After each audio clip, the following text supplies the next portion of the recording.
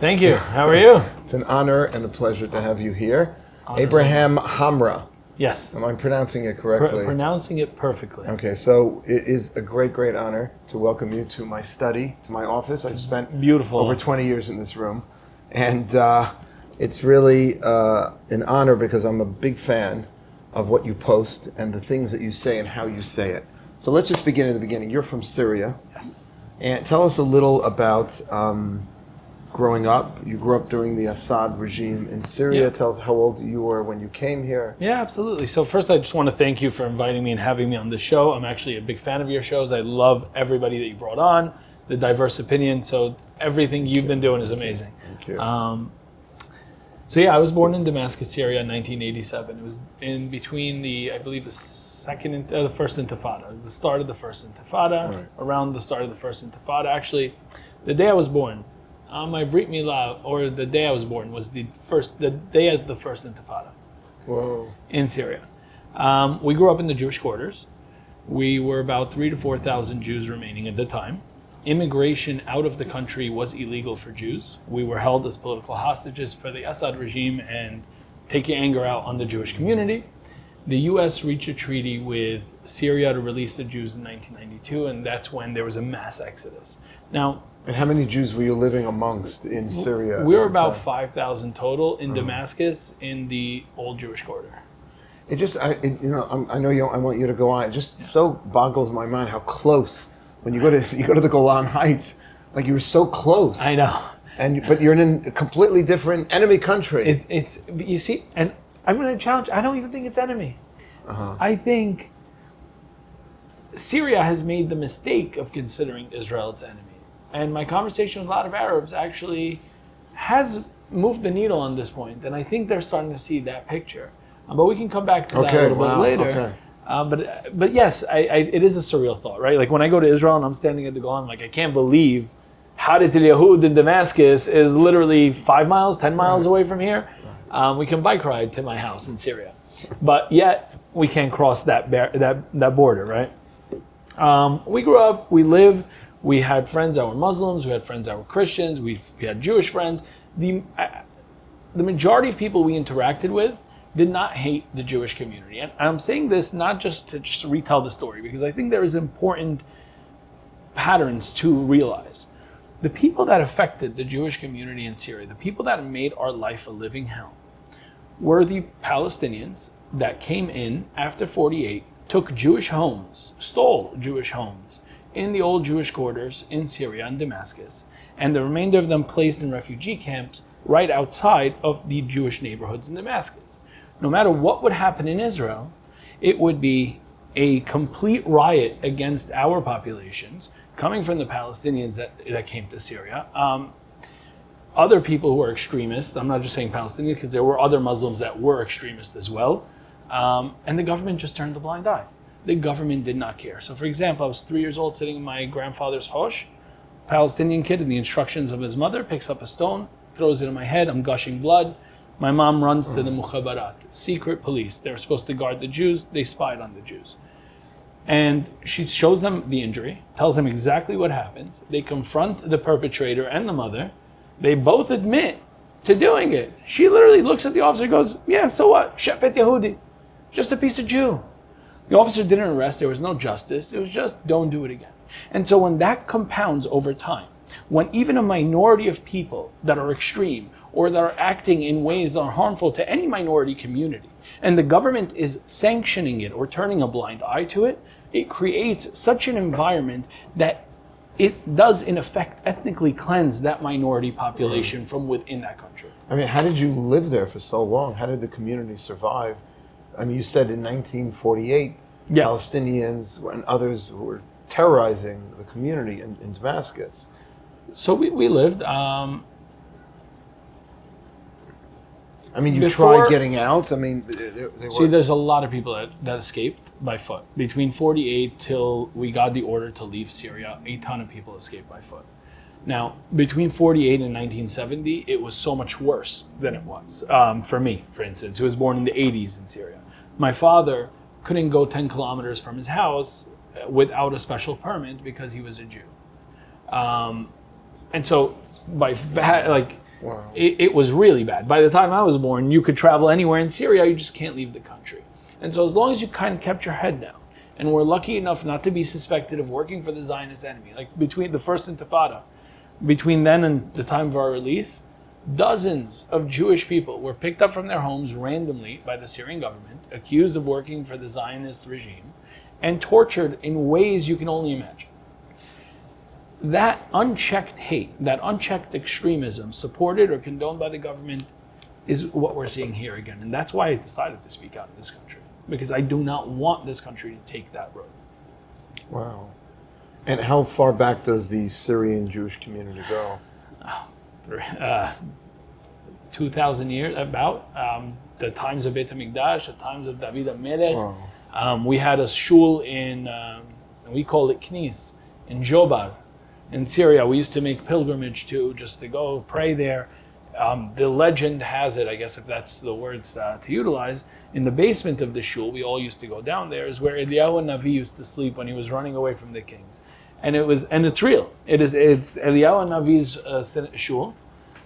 It was destroyed by ISIS during the Civil War, but everybody knew this place. It was Jobar, and people would tell you one miracle after another after going to this synagogue. You stated in an interview that your existence as a Syrian Jew is a contradiction to everything that the anti-Zionist, anti-Israel camp is spewing. Elaborate on that if you can. Yeah, so in my opinion, their entire propaganda started earlier, but couldn't just start with support Palestine, support Hamas, support terrorism. It needed to create a certain hierarchy. And they started with DEI, pushing brown is good, white is bad. Right. Oppressed, oppression. And they worked very hard at pointing... When you say they, you mean in the West? They, meaning not the West. When I say they, I'm talking about the far left activists, the pro-Palestinian activists, the Palestinian movement in general. They saw this. They saw DEI taking effect. They saw this, an entire generation of people making decisions based on the color of someone's skin, based on whether they perceived that person to be more or less oppressed than the second person. They relied on that, and on top of it, they painted the picture of a Jew as a white man. They utilized everything that we did. They never met you, did they? I mean, this Jew is maybe a white man. Yeah, we're all not white, but it's not that they knew my existence, but even if they didn't, they utilized the stereotypes that exist in the United States of what a Jew is. Right. They utilized the representation of Jewry in the media. They utilize the representation of what a Jew is to everyday people's life. Right. And what a Jew is somebody who eats bagels, cream cheese, and lox. Meanwhile, in my culture, it's avera. Right. I can't even eat cheese and fish together as a Syrian Jew. You can't do it. So if you would tell any American that it's a sin to eat bagel, cream cheese, and lox, they'd look at you like you're crazy and it's the most Jewish food ever. Obviously, it's not. There's customs, minhagim, but whatever. Right. They were so successful into tapping into those representations, painting the Jew as a white man, continuing in quiet. Now, they had Jews come, the left-wing Jews support this initiative, support that initiative. When they needed to activate, they activated, and it was simple. It was, look at this Jewish white man. Look at this guy who doesn't belong in the Middle East. He's white, he's European, he's a colonizer who just came to this land and kicked out this poor, innocent, lovely, brown Palestinian indigenous man. Why is he indigenous? Because he's brown. There was no force to fight back against that in a simple way. I'm just curious because our first conversation was about how an ancient Jewish community in Damascus in Syria is basically kicked out or made, their lives made so miserable they can't stay there anymore. So this never comes up. Never. Because, that's, and I don't know if these numbers are correct, but I'm told that approximately the same number of Palestinians who claim to have been uprooted in 1948, and many were, is about the same, about 800,000 Jews in Middle Eastern, North African countries. Ancient Jewish communities were also uprooted during this time. Exactly, and I would actually say double. The number of Palestinians that were alleged to have been displaced in 48, I think it was 350,000. Mm-hmm. The add-on numbers it continued after all these wars, 67, and there's displacement in war. Now, the Jews, it was 800,000 and 1 million Jews from Arabized countries. Now, the more revealing fact is the amount of wealth that was lost to the Jews. I believe the UN even recognized that due to the tremendous advocacy of JJAC, I don't know if you know Rabbi Eli Abadi. Oh, I've heard of him, sure. And so they started an organization, Justice for Jews from Arab Countries, and they have been pushing in the UN and in different. And they got a few bills passed here in the US as well to help with the recognition of the rights of Jews from Arab countries. I think the UN stated that the amount of wealth and assets taken from the Jewish community of Arab countries is in excess of $300 billion. There's nothing in comparison that the Palestinian can show. But there is a major difference between our two populations. And I tell this to my Palestinian friends. I tell them, your father wanted you to be a victim. Your father told you that you're a refugee and your children are refugees no matter if they're born in the US or anywhere else. Your father wants you to continue marching in the streets for the victory and the liberation of Palestine, something that will never happen. My father, when we came to this country, told me how amazing of a privilege that I have that I can now speak English without an accent. How far I can accomplish in the United States, how I can rebuild my life, how I can move forward. That's the difference. Our side focused on resilience, on moving forward, not on revenge, not on vengeance. I didn't take to college campuses and stop Syrians from walking into school because their government oppressed me. Absolutely not. I tried to help Syrians and tutored them and saw them as my brothers and sisters when I met them in college. There was no animosity. There was no hate. The other side sees themselves as victims. And victims, they just want to find somebody to blame their victimization on. They never move on in this world, and it's tragic. Yeah, I mean, I think it's intentional. I mean, there is no other example of a refugee situation. I put it in quotes because it's artificial on some level. It doesn't have to be at this point. I mean, the Gaza Strip in 2005 was given back to the Palestinians. Right. They're not refugees. They could be governing their own territory. I appreciate you sharing that. You know, one of the things I love about your posts is that I know you speak fluent English, Hebrew, and Arabic, and you do some of your posts in Arabic, which I think is amazing. Any surprises when it comes to the responses you get when you do some of your Arabic posts or posts in Arabic? So I think there's two wild surprises. The surprise, I think, the people who are really surprised are, some of them are friends of mine, but American Jews who don't understand, for instance, one protester here in New York City, been labeled an anti-Semite by every organization for good reason.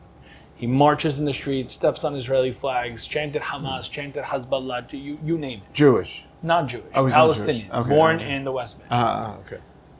The guy made a video endorsing me for any office I want to run for because I'm straight up with him. I speak Arabic to him, and this is what the majority of the world doesn't understand. The left is too easy. They'll get eaten up because it is what it is. Right. And the right just wants to poke at the Arab and not give them the respect that they want. There is a way in the middle where you're honest, where you're stern, where you're saying, look, you will never get a Palestine. I do not agree with this proposition of a Palestine. Do I believe that your parents should have the right to travel within Israel and to work and to do whatever? Yeah, absolutely. But they should never have the right to vote for prime minister. An American Jew will tell me that's apartheid. And I've had this conversation and I've gotten yelled at and told this is Tell horrible. our listeners why that's not apartheid. No, I think it's important for people to hear. We have current systems like this in the US as well, with Puerto Rico and different territories, and they have in the UAE. But for me, it's not even that. For me, it's understanding where we are in the region, understanding where Israel is in the world, understanding the value of democracy, but not boxing yourself in by the strict definition of Western democracy that doesn't have the regional neighbors that Israel does. Right. Right. If we applied pure democratic principles, Israel would be wiped off the map. In a minute. Yeah. And Arabs see that. And when I speak to this Palestinian kid, for instance, I go, look, I'm for your family to have the right to work, the right to fair and equal access. You will never be able to vote for prime minister. You will never be able to change the identity of the country from being Jewish. That's a fact you're going to have to live with. But I will But there stand are up for your Arab rights. members of Knesset. There is a mosque There in the is. Knesset. There is. And that's fine. They can't be prime minister. They cannot lead the country. And you know what he tells me? That's a great idea. And everybody... When Israeli Arabs could, theoretically. You're talking about Palestinians? I'm talking about Palestinians. I'm talking about... No, I'm not talking about Israeli Arabs right now. I am talking about West Bank individuals, Yehuda and Shomron, who call themselves Palestinians. And they don't want to be Israeli Arabs. I don't care what they want to be, and that's my conversation with them. Like, you want to call yourself Palestinian, then continue fighting. You can either absorb the Israeli identity, understand you're never going to get the right to vote for prime minister. Israeli Arabs, different conversation. And it is what it is. Right. And I'm telling you, Palestinians see that and they go, okay, that's actually a rational. Yeah, because you're telling the truth. You know, I remember, I'm much older than you, and Israeli, I remember Yasser Arafat, when he would speak, not that I speak Arabic, but I got transcripts of the things he was saying in Arabic to his people, and what he was, and the nonsense he was peddling here in the United States when he came to Bill Clinton. He literally was saying two different things, and it worked. It really worked. Both sides bought it. Yeah, but you know what? They're getting it, and the other surprise. I mean, I should take it back. It didn't work because people are still, unfortunately, without.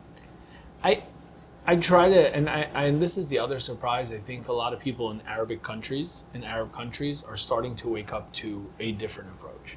I speak to a lot of people in Damascus, in Syria, in Lebanon, in Egypt. And I'm pushing a sovereignty-first approach. I'm not asking them to be pro-Israel or pro-Zionist and take a flag and pom-pom and say, Am Yisrael Chai. Like no, their family, their cousin probably went to war with Israel 3 decades ago and was killed by them. It is what it is. They're human beings. Whether they're right, they're wrong, it's their family. So that's never my approach. My approach is, why do you continue allowing the Palestinians an invented identity that was invented for the sole purpose of destroying this one Jewish state to continue destroying your future? Syria, when they go Golan, I go, Golan, how'd Syria lose the Golan? For going to fight a war that had no business fighting. To go and attack Israel. What does Israel have to do with Syria at that time? They didn't have to go on. And why do you think the world, you just said that very quickly, and I agree. Why do you think the world does not buy, much of the Western world does not buy what you said, meaning that the Palestinian identity is not in... I used to believe this. During Oslo in the early 90s, I was not that I held any important positions. I was in graduate school.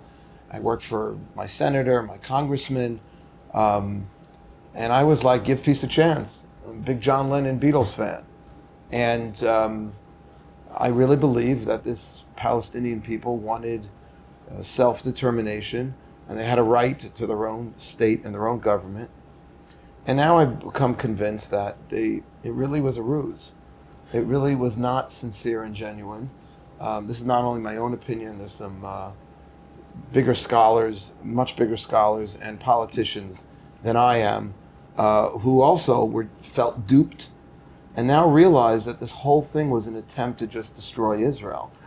And that a Palestinian state, which everybody still wants the Palestinians to have their own state, but not if it's going to cost Israel its state and our lives. But why doesn't the world believe that? Why can't the world see that this has been a ruse? We haven't been fighting it the right way. With all due respect, we've been fighting it in a very timid way, as if we are the ones in power. And the reason I'm going to say, and people will take offense to this, I'm not trying to offend anybody. My wife is half Ashkenazi. I promise you, I believe we're all the same, or one family. I get it. But they've been fighting in a very Ashkenazi way. They've been fighting in a way, well, we don't hate everyone. I love you, and no, I don't love you. There is no Palestine. It shouldn't exist, and they don't deserve a land. These people do not deserve a land. You want me to say, let me ask you, any rabbi, anybody in the Jewish space that wants to talk about Palestine existing, have they, any of them, spoken out about the Kurds having their own state? What about the Moabites? What about the Phoenicians in Lebanon? What about all these ethnic minorities that currently live, the Assyrians? Are any of these Jewish advocates, even the pro-Israel ones, standing up and fighting for all these people's self-determination? No. Only Palestinian. What that tells you is that it's not a legitimate position that they hold. It's a position, a reactionary position, thinking that by showing themselves as weaker, showing themselves as more open and flexible, they're going to win. And they thought they were going to win. Well, so that's the thing. That's the assumption. You see, in the Sephardic/Arabic world, flexibility and weakness go together. In our world, flexibility is accommodation. It's recognizing your rights and that we may disagree, but we can coexist peacefully. I think that's the difference, and I think that's why we never saw that kind of accommodation as a weakness. When I say we, I mean Ashkenazic Jewry. But it is, and it worked with Egypt, and it worked with Jordan. We do have peace treaties with these two countries. Now, those peace treaties only came about after they realized and were convinced they couldn't beat Israel on the battlefield. But they were peace treaties, and there was a group. You might find this interesting. So in the early 90s, there was a big split in the Orthodox community amongst rabbis. A lot of rabbis, particularly Sephardic rabbis, were dead set against Oslo. This is a disaster. Yes. This is bad for the Jews.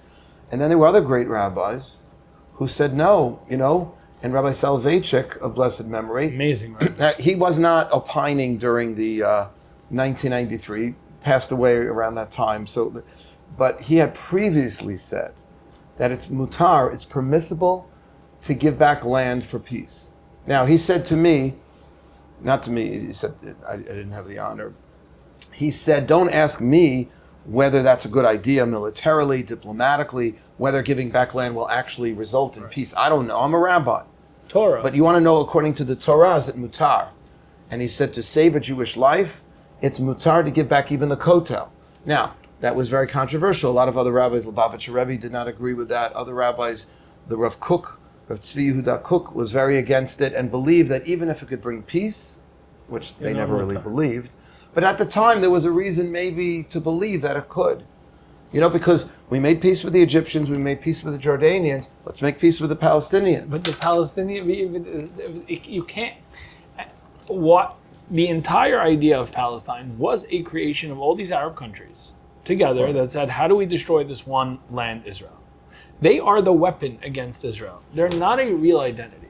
They have never, not once in their life, and I actually asked a Palestinian this question. Do you find it offensive when Jews say they offered peace by offering two-state solution?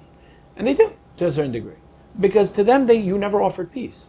To them, they want the entire thing. They do not belong. You do not belong here. You don't come here as a guest and say, "Hey, I'm going to offer you peace. Take half." But them, you're a guest. But do you believe if they had different leadership, they've had terrible leadership. Absolutely. That if they had better leadership, that there would be enough Palestinians who could be convinced that living side by side, I'm saying Palestinians, not Israeli Arabs, that enough Palestinians could be convinced that living side by side with Israel, then that would be enough. Or is that just too much of against their faith, against their belief system? I like to think people are human beings and not above brainwashing. Right. Like, for instance, the innocence. I believe everybody's innocent. These people, no Palestinian is born evil.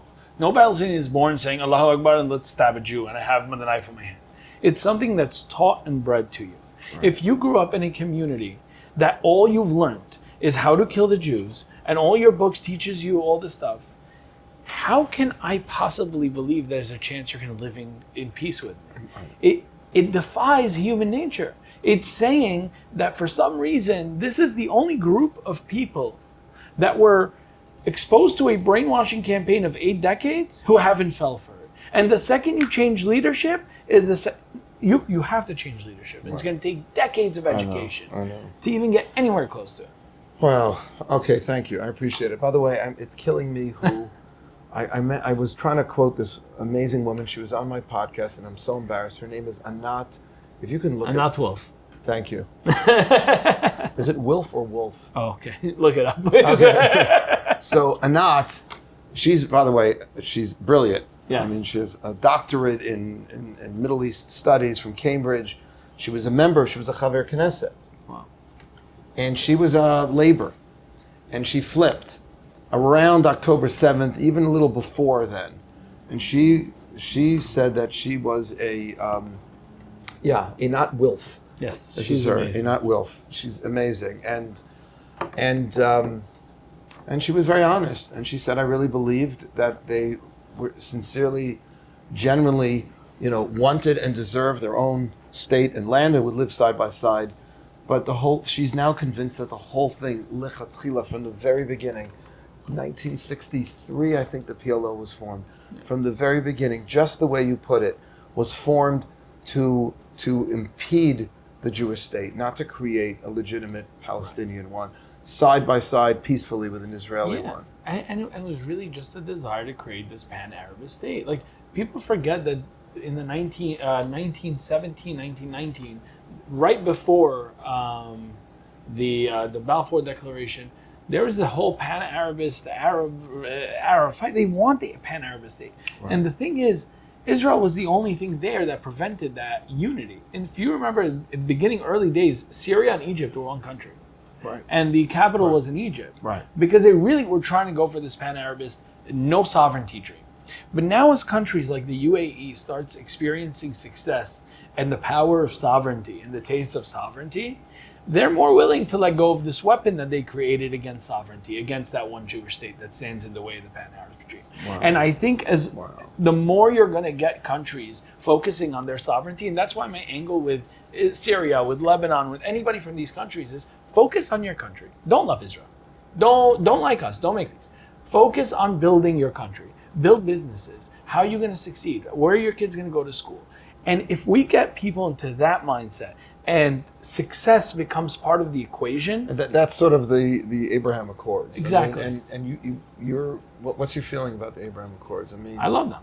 Right. And are you confident Saudi Arabia? That was, some suggest that this whole thing happened October 7th to derail from Iran. Yes. That they funded Hamas, got behind Hezbollah to prevent. Do you believe that to prevent Saudi Arabia from joining, that they were getting closer to joining? I don't know, to be honest. I'd be completely speculating. Right. Yes, let's just go. I'd go with yes because it's logical. It's still possible? Makes sense. That Saudi Arabia joins, it's going to take time. They need to. Right. They've been preaching death and destruction of the Jewish state to their people. A kingdom also has to answer to their people, even not in the election booth. But Saudi Arabia doesn't want a revolution tomorrow on their hands. And if the next day they go, hey, we just signed the peace deal with Israel, and the hierarchy is religion, government, right? In these Muslim countries, religion is your top. The hierarchy is Islam. Now, Saudi Arabia had in their textbook, we, the Muslims, will destroy Jerusalem. All of a sudden, the government of Saudi Arabia, who's under only the religion, is superseding the religion and trying to now make peace with Jerusalem.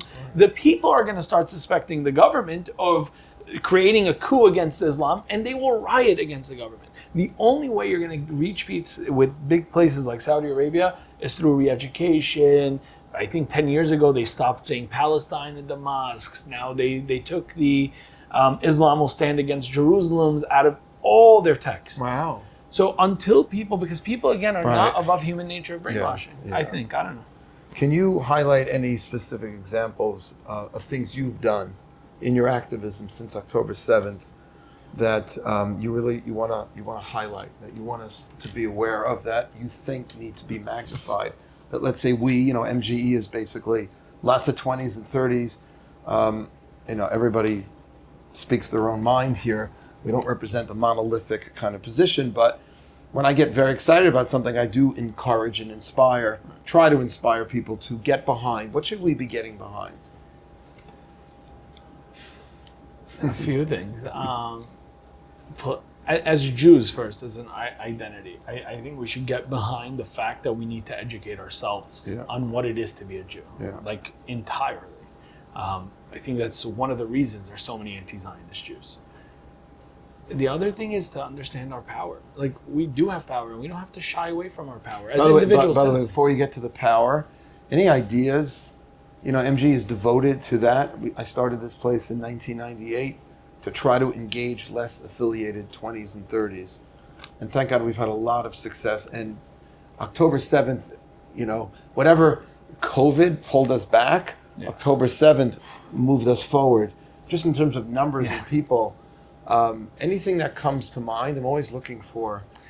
People are looking for honesty today. Honestly, unfiltered honesty. I have friends of mine. They're Reform. They go to a very, very Reform synagogue. Their daughter no longer wants to go to that Reform synagogue. Not because she's becoming more religious or she wants to now not drive on Shabbat or eat only kosher, but I think their children are starting to question the very basis of everything that they're learning, or they're saying that this is what Judaism is. Authenticity and open conversation about this, because whenever I have a discussion with somebody, for instance, somebody asked me, why do you think there's so many anti-Zionist Jews? I said, look, this day you start saying, I'm going to change Shabbat, I'm going to change Kashrut, and not because I found a Torah-based reason to say that it was wrong from the Torah. No, I'm going to change it so I can fit into this civilization, to this society. What you're teaching your children is that all your values are malleable. Everything can change for the acceptance. And so when Israel becomes the hot topic issue, it's no longer Shabbat, what are your kids going to say? They're going to say, no, this is the one thing that I can't evolve out of. Why not? Logically speaking, if I grew up in a shul that told me I can evolve the rules of the Torah to fit today's time, and I'm fifth generation American, and I've never been to Israel, why would I not be why wouldn't I evolve out of this one thing? It's so interesting. That's why there was never really a conservative or reform movement within the Sephardic world. Right. I mean, you have Jews in the Sephardic world, many Jews who are more observant, less observant, not observant at all. But there's no institution that represents any of those gradations. Absolutely, and I think that's what's missing also, right? In the space. Like if I say Orthodox in the Ashkenazic Jew, space. In the American Jewry space, when I say Orthodox Jew, I don't like it. I don't even like saying it, because all these denominations are Christian. We're Jews. We don't have denomination. The time Moshe Rabbeinu to the time Yoshua ben Nun, we never had these lovely whatever we had. But no, I agree with you. I don't like being referred. I mean, we purposely at MJE, when people say, are you Orthodox? I say, we're Jewish. I know that sounds ridiculous. Right. And I say we're non-denominational. Now, what does that mean? Because I don't want to, people have certain associations. Absolutely. And it also seems to put Orthodoxy in a box that's like 200-300 years old. Right. I want to know, and this is what I tell all my students, that the way I'm observing Shabbat and teaching my students to observe Shabbat is the same way that 2,000, 3,000 years ago. Now, of course, there are going to be certain changes here and there, just culturally, minhagim, customs and all that, but the basic, halacha l'Moshe Sinai, if I can't demonstrate to my students that what I'm teaching doesn't go back a few thousand years, what am I teaching? Absolutely, and you're the rabbi, so I'll ask you this. Tell me if I'm wrong. The way I like to explain it is this. People always ask you, what is Judaism? Is it a religion? Are you an ethnicity? What are you? Yes. And my answer is always, we're Jews. We're a tribe. We predate all these terms. You want to call it ethno-religion? Whatever, fine. But if you're not a religion, then there's something that ties you as this ethnicity. What is it that ties us? What is it that ties us here today as Americans? The United States Constitution. Our Torah is our constitution as a people. We don't have to follow every rule.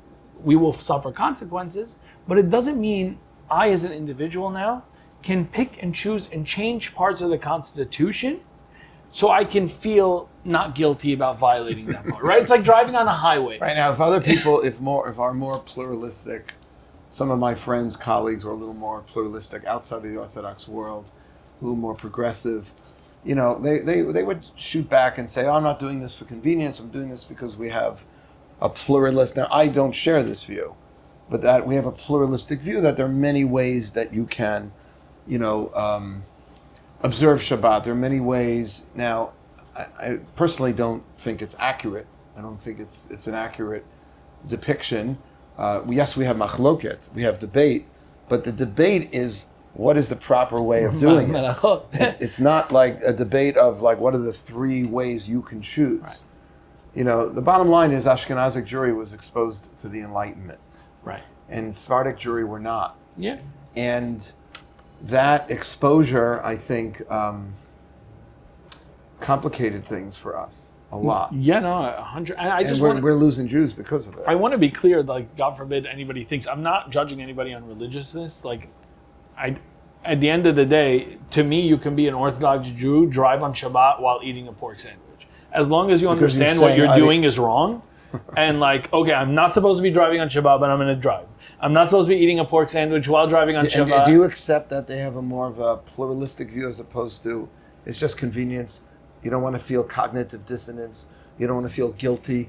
So you say, oh, it's really okay. I don't think there's a pluralistic view, because I read the founding documents of Reform Judaism. It was rabbis that met together to ask the one question, and it was very clear: how do we evolve our Torah to become more German? We're finally starting to gain acceptance in Germany. It was 1850s. They met and they said, how do we now fit into German society? Because a lot of our rules are so archaic that they're preventing full assimilation with us. No, that's and accurate. And what about conservative movement? Well, that's more of an American. Well, the word conservative came because they felt the reform was going too far. They were changing Judaism too much. They wanted to conserve. I just want to go back to being Jews. All of us. One Jew. Just one. Just Jewish. You can be as religious as non-religious. Just acknowledge we all belong to this Torah. And actually, it'll make our case about fighting that we're not a religion much stronger. Right. So let me answer that question. Just you were asking.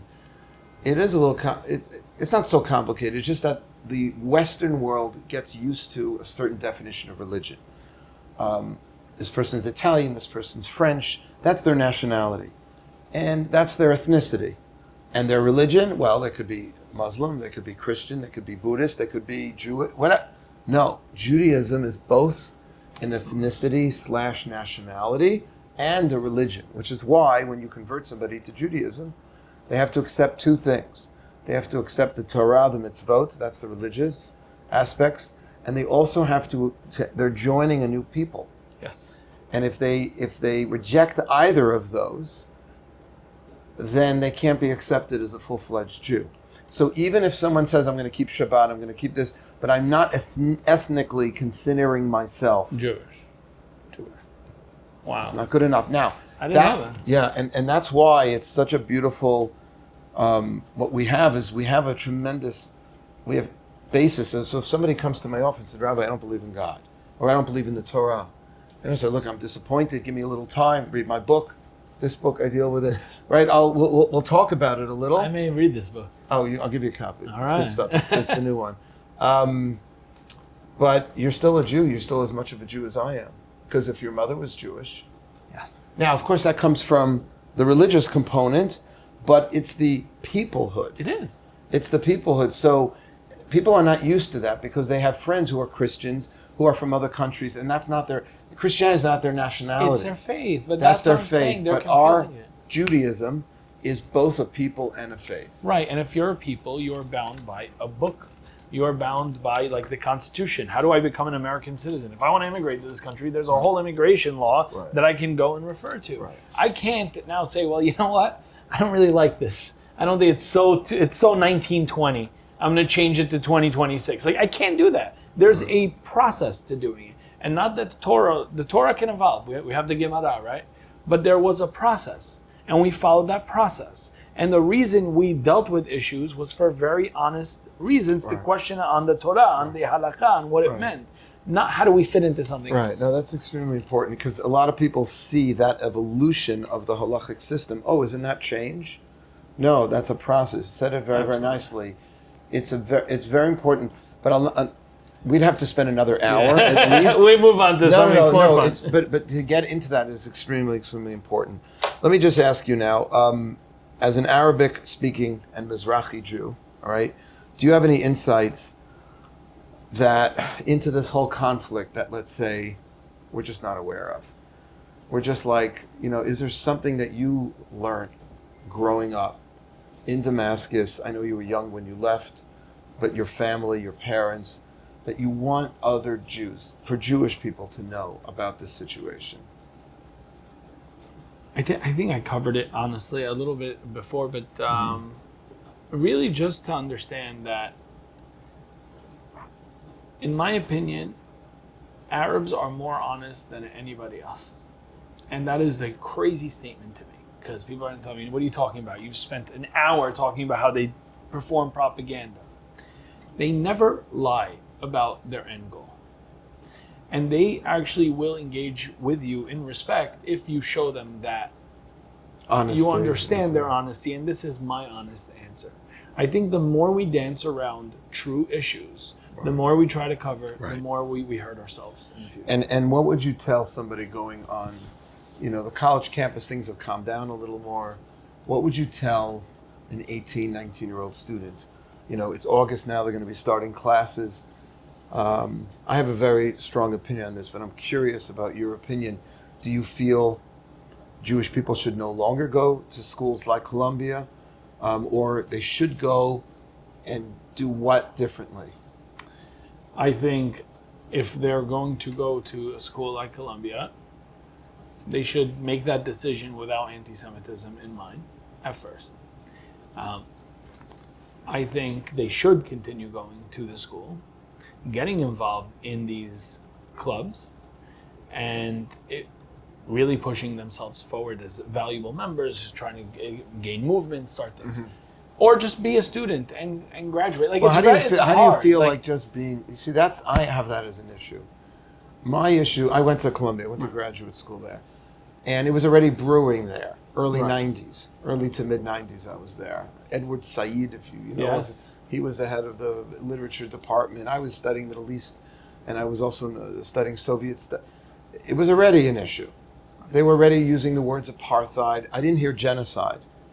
I was in a human rights seminar when I was in Columbia, and I remember somebody proposed that countries that systematically engaged in human rights violations should no longer be given certain status with the United States. And then it listed, at the time, apartheid South Africa. It was still an apartheid country. And it mentioned Syria. And then they threw Israel in there. And I was sitting next to some redhead Irish kid with freckles, I remember, and we were friends, and I said, I was sitting with my yarmulke, I'm like, can you respond to that? Because it'd be much better if a non-Jew responds to that rather than some yarmulke-wearing kid. And he did, and they took it off the list. He gave like 5 minutes, like how Israel should not be in the same category as any of these ridiculous countries. So, what bothers me a little is that, and a lot of religious students go to these schools, Harvard, Princeton, and Yale, and they don't want to get involved. And they're not so equipped to respond. Yes. Even if they went to I know your kids go to Jewish day schools. Yes. They don't teach this stuff in Jewish day schools, unfortunately. You can go through 12 years of Jewish day school and you get to college campus and you're like, you're tongue-tied. So they put a baseball hat on. Right. And but they want to get the education and they want to get the degree because then you can land a big job. How do you feel about that? Personally, I have a different outlook at college altogether. I personally, if you're asking me what I consider my kids, if my kids want to become doctors, lawyers, like I'm an attorney, I went to college. If they want to go into business, go to business. I don't trust the education system in its entirety, in its totality, if you want the honest truth. I try to resist sending my kids to this school because this great education comes at a great cost. You do not know what you're doing when you send your kids to 4 years to being lectured by professors who hold different viewpoints, who are experts in coming up with material and writing books to change and persuade young minds. There's a risk and reward assessment. So if my kid tells me, hey, Dad, I'm going to go to Columbia University because I want to study, business management, right?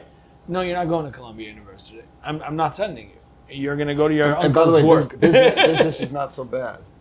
Business school is not so... Meaning the business school and the law schools are not as bad as the social sciences, humanities. Right, but I'm just saying, I wouldn't even send it. But for those kids that want to go, I can't fight against it because I do understand.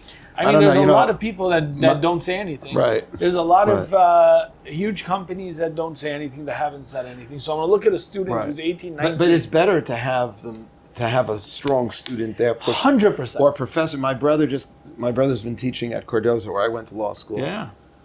And he just got an offer, and he's starting next semester to teach at Columbia Law School. He's a brilliant attorney. So, Thank you. I appreciate it. But I was like, when I first heard it, I was like, I don't want you teaching there. I'm like so angry when they send me the alumni stuff for donations. I'm like, are you kidding?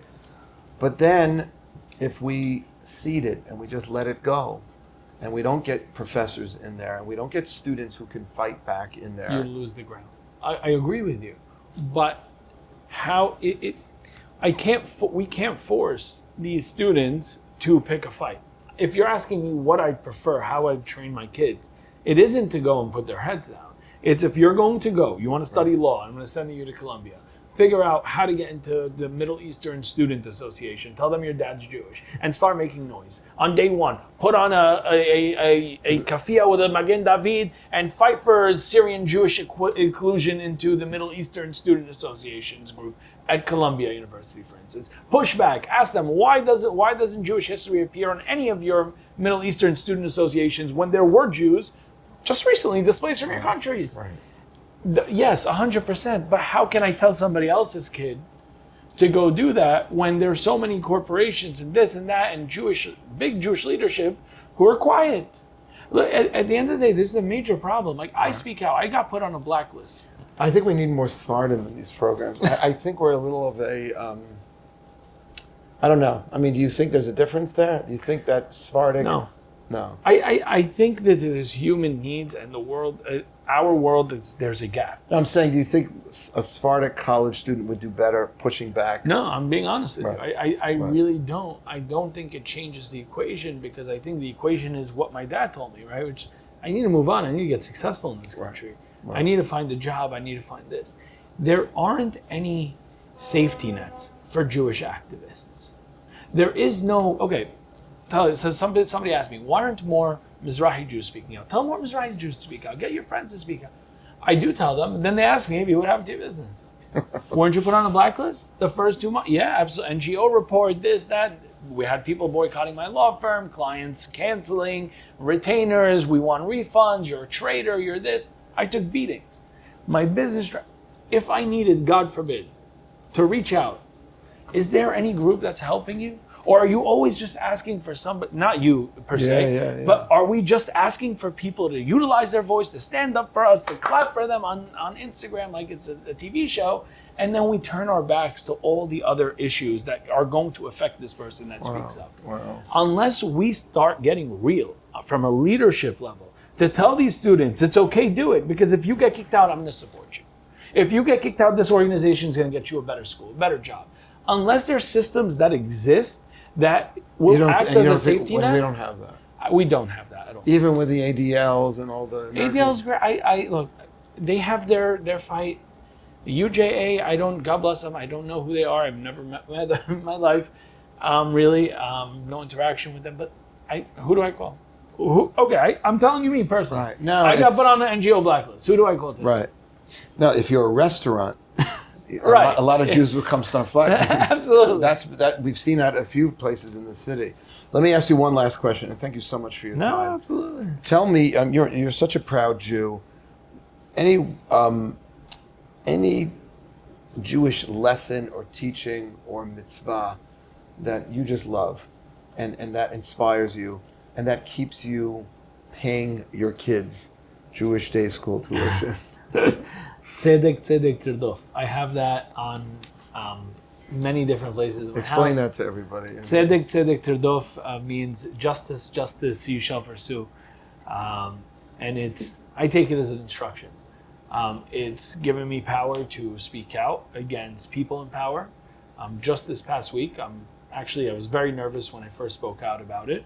I had the opportunity to meet Josh Binderman of the Mayor's Combat Anti-Semitism Task Force. And during that meeting, I asked him to his face directly, how are you and your office going to confront the type of hate and anti-Semitism being peddled by Zoran and his wife Rama? His response to me was, if I say anything, I'll get fired. How can I speak out against my boss? And what's his position? He helped Mamdani. He was his political strategist during the campaign for the Jewish outreach. And now he's working with Felicia Wisdom, who's the heading the Mamdani Combat Anti-Semitism Task Force. He's the deputy director of the task force. I was so blown away. So it's like Iran, the head of the Human Rights Commission. Right. I was so freaking blown away. I put in an email on July 10th. I said, excuse me, I met with you, Josh. Felicia, I'm sorry I couldn't see you. But this is what you told me, that if you speak out against the most pervasive type of anti-Semitism affecting the Jews of New York today, you can lose your job. How can your office now, dedicated to fighting anti-Semitism, fight back against anti-Semitism if you're going to get fired? Is your office dedicated to fixing his image or fighting anti-Semitism? And I asked it because, Syrians, we're very blunt. Yeah, what did he say? Didn't reply. Felicia Wisdom replied, "Thank you for joining our listening tour. We appreciate your feedback and we'll take it seriously." And it could have worked with any people and people would have just shut up. But I wasn't going to be quiet. I let it sit. And when I realized that Mamdani's trying to utilize these task force to change the definition of anti-Semitism, which is, I guarantee you, when his plan comes out, you're going to see it excludes his conduct from it. Right, and anything Israel. I don't want to wait for that. So I contacted the press. I leaked the emails to them. I gave it to them. I said, this is what he told me. I'm asking for an independent office to combat anti-Semitism in New York City that does not answer to Zoran Mamdani, that is not afraid of getting fired by Zoran Mamdani for speaking the truth. People had told me, aren't you afraid you're going to burn a bridge? You're never going to be invited into that room again. I don't care. Yeah. I never forgot why I got invited to that room. I got invited to that room because people who follow me on the internet found me credible, found my advocacy credible, and trusted me to be a voice to some of them, right? And so that's why I was in that room. And the reason wasn't to be friendly with these people. It is to fight for those people, to make sure these people's words and were you happy the way the 10 rabbis, that meeting? Listen, I understand why a rabbi needs to. I'm not. Look, I said, anybody that continues going to private roundtables with this administration at this point now is knowingly at this point, maybe, in my opinion, benefiting Mamdani. This is an intentional act. Because he can use it to show he's working. Yeah, and nobody speaks because we can't say what happened in the meeting. Now, I'm going to say, when I smell the fishy and the corruption that's emanating from that room, I'm going to speak, and I will burn that bridge in that room. If it doesn't serve the Jewish community, I will not let something stand unspoken against that's going to endanger the Jewish community. And that's what something like that's acting undercover is going to do. So to me, silence wasn't an option because Tzedek Terdov meant to pursue that avenue of justice. I'm hoping that we do get an independent How would that work? I have no idea, but it's something that we need to examine. I think it could work with federal assistance. I was just going to say, could it come from the state and not the city as opposed to... It could come from the state, and it could come from the federal government as well, in association with the state, but the state will probably never let the federal government in. But yes, 100% Kathy Hochul has the right to set up such an office to overlook the mayor, because she has the right to remove the mayor. And if somebody has the right to remove somebody, then they have the right to investigate that person. And therefore, just understanding those two lines, she has the right to set up an office to measure. Is there an effort underway to lobby her to... I don't think so. I mean, they commented that, they'll try to shut down my story. They'll try to say, oh, he's a right wing, he's this. I've dealt with racists like them before.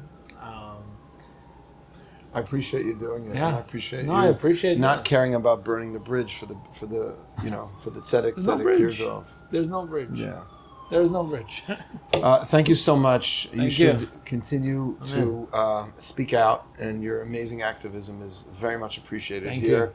Hashem should bless you with continued success, and you should go mechayel l'chayel from strength to strength. Thank you. Really, thank you so much. This is an amazing show, really. I appreciate it. Thank you. Look at show.